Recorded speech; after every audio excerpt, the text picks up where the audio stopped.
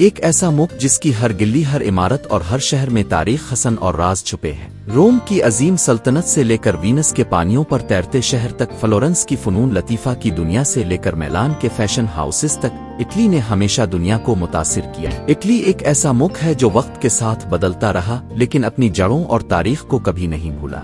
इसीलिए कहा जाता है कि इटली माजी और हाल का संगम है। और शायद इसीलिए जब कोई कहता है इटली, तो जहन में सिर्फ एक मुख नहीं बल्कि एक एहसास उभरता है।